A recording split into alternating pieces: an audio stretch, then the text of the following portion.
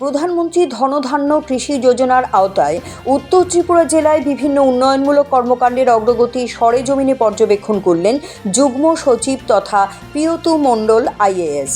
তিনি জেলা সফরে এসে সংশ্লিষ্ট দপ্তরের আধিকারিকদের সঙ্গে পর্যালোচনা বৈঠক করেন এবং পরে বিভিন্ন উন্নয়ন প্রকল্প ও কৃষিভিত্তিক উদ্যোগ পরিদর্শন করেন। জেলা শাসকের উত্তর জেলা কার্যালয়ের কনফারেন্স হলে অনুষ্ঠিত পর্যালোচনা বৈঠকে কৃষি, উদ্যান পালন, মৎস্য, ইঞ্জিনিয়ারিং সহ সংশ্লিষ্ট দপ্তরের আধিকারিকেরা উপস্থিত ছিলেন।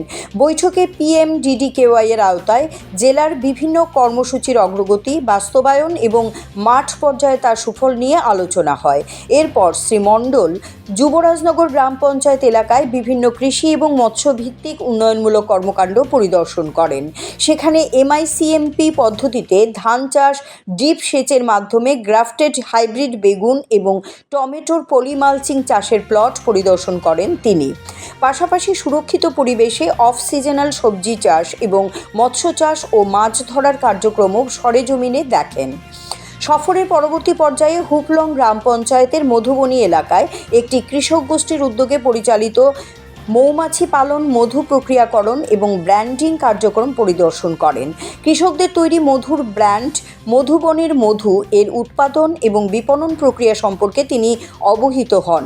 এছাড়াও বালিধুম এডিসি ভিলেজের বাইটাংবাড়ি এলাকায় একটি মহিলা আদিবাসী স্বনির্ভর গোষ্ঠী পরিচালিত জৈব কৃষি এবং বায়ো ইনপুট রিসোর্স সেন্টার পরিদর্শন করেন।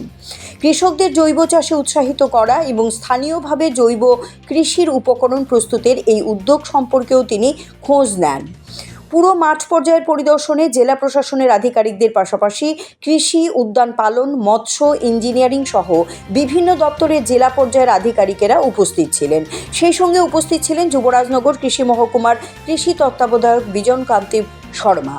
জেলার প্রত্যন্ত এলাকায় কৃষক এবং স্বনির্ভর গোষ্ঠীগুলোর উদ্যোগে বাস্তবায়িত উন্নয়নমূলক কর্মকাণ্ড পরিদর্শন করে সফররত দল সন্তোষ প্রকাশ করে। PMDDKY এর মাধ্যমে কৃষি উৎপাদন বৃদ্ধি, আধুনিক প্রযুক্তির ব্যবহার, কৃষকদের আয় বৃদ্ধির সুযোগ সৃষ্টি এবং কৃষিভিত্তিক উদ্যোগকে আরও শক্তিশালী করার ক্ষেত্রে উত্তর ত্রিপুরা জেলায় গৃহীত বিভিন্ন উদ্যোগ এই সফরের মাধ্যমে বিশেষ গুরুত্ব পায়।